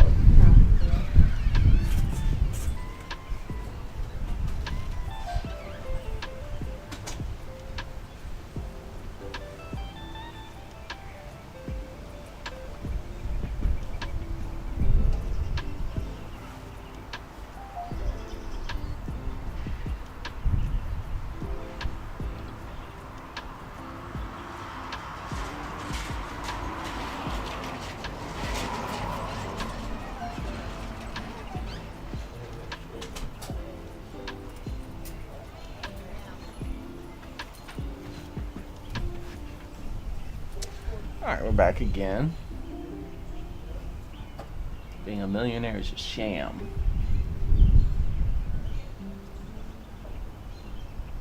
Exactly. Toy noise says reading won't get you there. That's what I'm saying. I don't know if being a millionaire is a sham, though. I wish I was a millionaire. I don't know. Let reading set you free from the expectations of capitalist society. Hmm. Yeah, it's just a problem is you need money to survive. For example, healthcare in this country is horrible and it's very expensive. So you need like a healthcare plan, right? So I work for a corporation that provides me with a healthcare plan, right? And I have to have that for my family because they need, somebody brought up psychiatry, like, some of my family members sees a psychiatrist for the medication they need. And if they didn't have that, they basically couldn't function, right? So that's why I was like, what do you mean anti-psychiatric? Like, lots of people need psychiatric help, or they can't function, right? So I mean, I see where you're going, Toy Noise, but I also see Jeremy where it's like capitalism is so rooted in American society. Like you kind of have to participate in it, I'm not celebrating that. That's just how it is. Eventually, we would like to break out of that, but that's what I'm saying. Like, if I was a millionaire, I wouldn't have to work for the corporation, and I would be able to help my family out without my corporation providing me with a healthcare plan. So there's all that.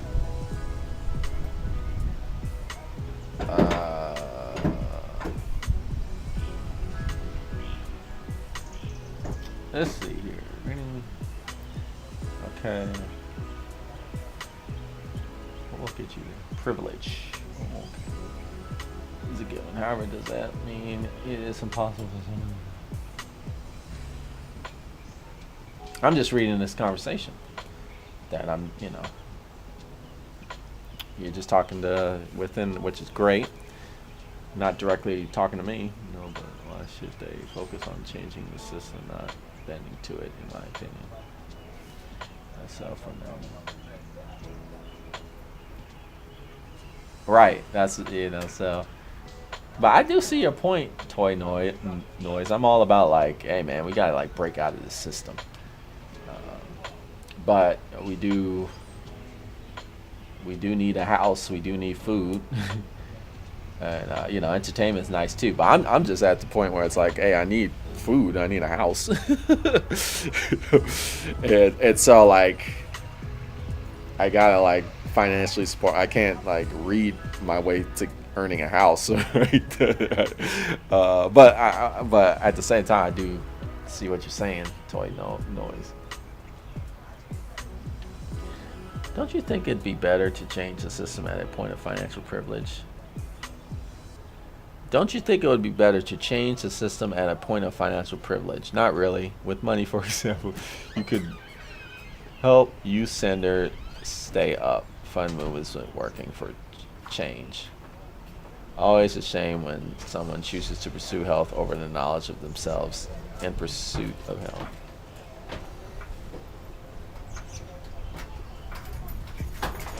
Mental health. Mm-hmm.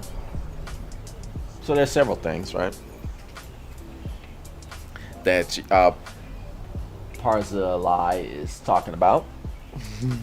For his first thing was, don't you think it would be better to change the system at a point of financial privilege?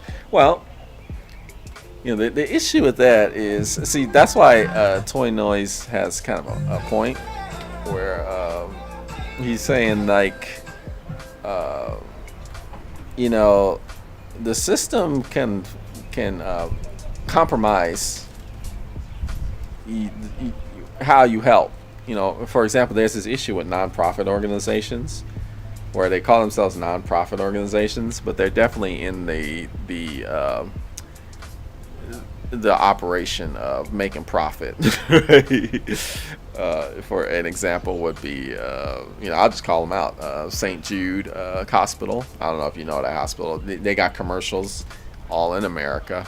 It's funny because I used to, when I lived in California, I would see these St. Jude commercials where they're helping out children, who have these terminal illnesses, and they do that, and that's great. But and then I moved here in Memphis, and that's where that's where St. Jude Hospital is in Memphis. I was like, oh, that's where you guys are. Then I realized, then I started talking to people who formerly worked at St. Jude, and they tell me, yeah, it's run like a corporation, and a lot of it is just like lining the pockets of corporate people and executives that work there. Like, not all of it has to do with like actually saving children. A lot of it just has to do with like generating profit. Right? That's what they tell me. And there's this whole thing about like, yeah, that's the problem with nonprofit organizations. They don't like, their focus is not really like helping. It's more like just generating funds, which, can fall victim to like lining the pockets of people rather than actually helping. And Food Not Bombs talks about that. That's part of our ethos, where we're not about charity. We're about mutual aid, which are two completely different things. A charity organization is like coming from that point of view, where it's like, oh, I'm gonna get like rich and then I'm gonna give charity. But the problem with that is you're not, you're just reinforcing the system that's already like putting, that's already like with upholding the reasons why the people need help to begin with. Like, you're not addressing like the root cause of the problem. You're just like, oh, I'm just gonna help people. So you're not doing what Toy Noise is saying, where it's like you're not like addressing the root problem, or like, which is the structure, the actual structure. Right. But see, it's complicated because you do need money, right, to survive. So Food Not Bombs is like, so what we do is we collect food that's going to be thrown to waste, and then so we're not like purchasing food, we're collecting food, and then as we distribute food, we talk about like why is this food being thrown away, and so we're expanding people's minds. Like, think about like the amount of resources we use to for all this food, think about all the stuff that we think about all the money that is used to do for all these other things that aren't important, and then look at all these homeless people. Like, what's going on there?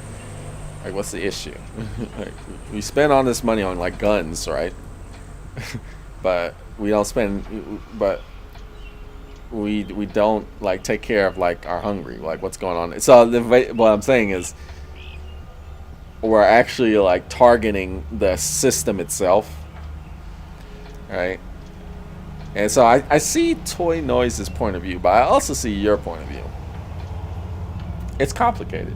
Let's see, and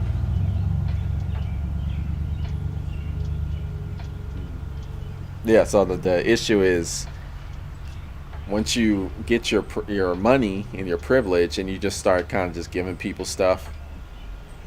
Yeah, it's kind of like when it reminds me also like there's this in the downtown area. I'll never forget this, but it's so like obvious that this happens. I just forgot. Downtown Memphis, there's a church where a lot of homeless people are around, and we did a mutual aid food benefit. We just was giving food to homeless people, and the people stopped.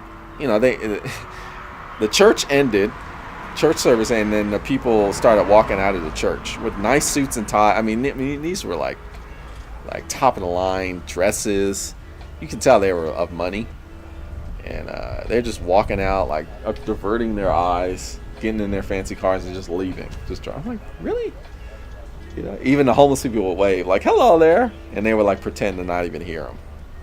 So they would go to church in their nice, fancy, rich gear, go, get in their nice Porsches, literally, like they'd have these and they'd drive to like the suburbs after church service. It's like I'm sure they were like giving the church, the offering plates. They're like putting the money in the offering plates, right? I'm sure they were doing that, and then they were like, "I'm helping." It's like, "Are you really? Like, are you really helping?" Like, I think you should cancel church. To be like, we're not going to do church service. What we're going to do is we're going to set up a food drive right here in the parking lot where all these homeless people are, and that's going to be our church service. It's going to be like our distributing food. That's what we're going to do for church today. Wouldn't that make sense? I don't know. I think that's what Jesus would want. If Jesus was there, I think he would do that. He'd be like, you know what? Let's not do. Let's just go out here and start feeding hungry people. But not them. See, that's what I'm talking about. Like, you're helping. Those people who are rich. They're just like putting money in the offering plates. They're helping from afar, and you think you're helping, but I mean, is that really, or is that just lining the pockets of all the church? Right? I don't know. I question that kind of thing. And then you say, always a shame when someone chooses to pursue health over the knowledge of themselves in pursuit of mental health. I mean, sadly, most libraries kick out homeless people. Yeah. Yeah, no, some libraries do kick out homeless people. Not the libraries in our city, thank God. Our libraries don't roll like that, which is that's cool. Cool Memphis libraries, because I see a lot of homeless people in the libraries, so I thought, good on them.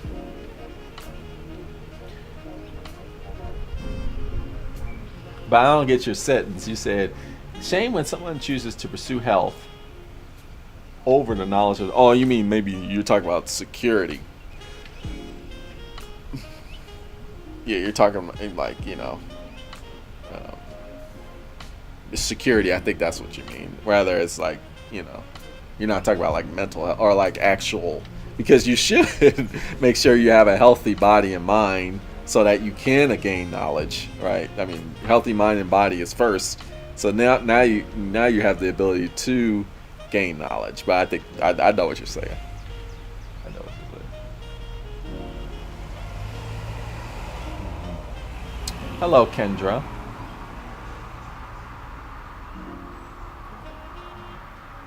Talk about scary stories to tell in the dark. It's been on the list. Can't believe it. Oh, really? I used to love those books. Scary stories to tell. I love those books because the artwork was so damn good. I heard. I know exactly the books you're talking about. The artwork in those books are nuts. But I hear like they came out with a new edition with the artwork is not as scary, which is very unfortunate because the art in those books was really disturbing. And I loved it. I loved that shit. I love those scary. I think there were 3 that came out. And I had all 3. We had them in our school. And then I think I just bought them because I was just the artwork was so. I actually scanned the art of all the books and saved it on my computer because I loved it. Yeah, I could see, but wow, they actually banned those books. Wow, dude. Wow, it's funny because these right-wing people, they talk about how these liberals and left-leaning people, they're too soft. They're not, they care too much about their feelings. But it's like, y'all, what are y'all doing? Y'all banning like scary books for kids? Like, what the fuck? That's too bad. Yeah, I love those books. I wonder where my copies are. I forgot where I put them. I don't think I have them anymore. I do have the saved art though. It's still on my hard drive. I love that. And then Parzalai. I mean, philosophies such as a Stoicism books help with everything, including climbing up the social ladder. When you read on perceptions of Marxism, but I read book, and as fuck. So who knows? Yeah, books are expensive. Books are expensive. I know because yeah, my wife works at a Barnes and Noble bookstore. She's a manager, so she tells me, we she's well informed about the prices of books. Although a lot of marks you can just download it for free. Go to the library, just download it for free. I see it's getting dark, and my web camera is starting to struggle here when it's getting all grainy. It's getting dark. You can see the light in my house. Might have to close it soon. We'll see. Yeah, marks can help, but I mean, come on. You think like you pick a random corporation. You think the executives at that corporation read Marx? I doubt it. Or read like philosophy in general. They might have read like a few self-help books, like 1 Minute Manager, or like one of those like corporate management books. But no. I doubt most executives from like the top 100 Forbes corporations, I would assume that you'd be very hard pressed if you were to ask them, have you read books on philosophy? I doubt they would say yes, but who knows. How do you feel about oral traditions? Are they better? Are they worse? They're cool. Nothing wrong with oral tradition. It's just speaking that's cool. Speaking it rather than writing it down. I mean, I think the writing it down is probably safer, because if you lose, actually, let me see. Maybe if I put a porch light on, maybe it'll make a difference. Let's see. In terms of the light.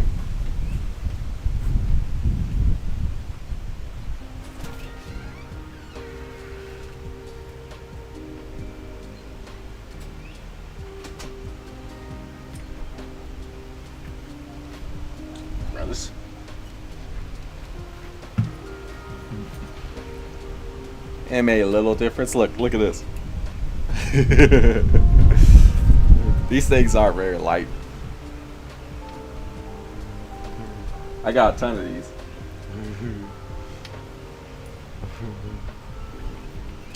Yeah, oral traditions go. Yeah, I'm just saying, like, if you write it down, it might be safer. It's not as easy to lose the stories if you write it down, but oral traditions go. They're equal, in my opinion. I guess they're equal only to this, but the problem is, like I'm saying, like, if it's easier to lose the story or the information if it's just oral, right? So are they? I mean, I think you probably should just write it down if you can. Maybe even like have a recorder. All right, maybe you're saying that, like, what if they just had a tape recorder and said it? But just be able to have a record rather than just like having it in the mind and memory and passing it on.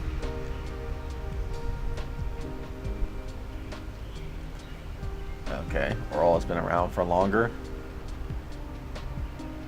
Possibly. Do you prefer written word for human voice? Yeah, audiobooks are cool. I actually prefer just reading it, because I think that my mind works better that way. Oh, I'm getting so dark. Yeah, it's starting to get dark.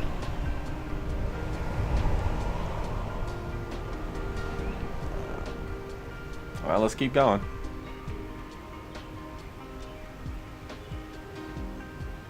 Read books is a hobby.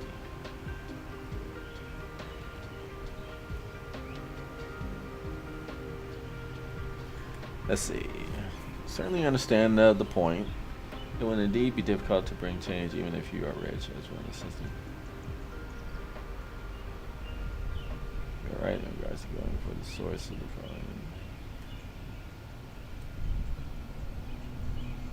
problem. Right. And then Let's see, I'm just reading through this conversation. The most problem is there's plenty of money and resources to go around, but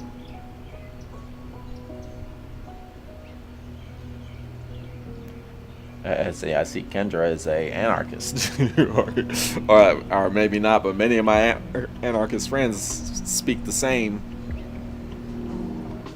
There, and it's true. A lot of talk is like, oh, we're under resourced, we're underfunded, and we don't have as much. Like, we got the resources. The resources are there. It's just our government doesn't prioritize equity. Right? They don't care about equity. Right? That's not. It's get rid of them. Right? See, you make a fine Food Not Bombs member and destroy the government. The art is inspiring. They've been on ban. Okay. So, scary stories for children have been on banned lists for years. That's too bad.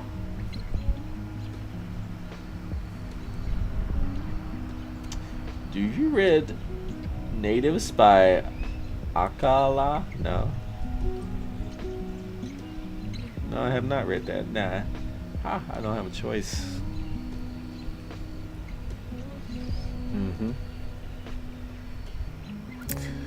Okay. It looks like I've read through the comments here. Unless anybody has any more pressing questions, I think I will cut it here. I see I am getting very dark, and I don't think all my lights will help.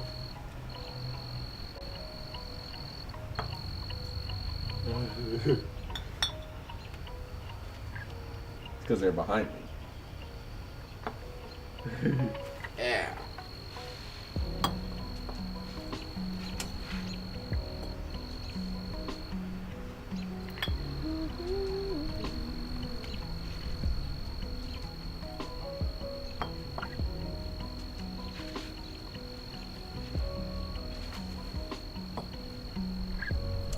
That's when it's June. I'll be able to do this later. Oh my God, I'm so dark.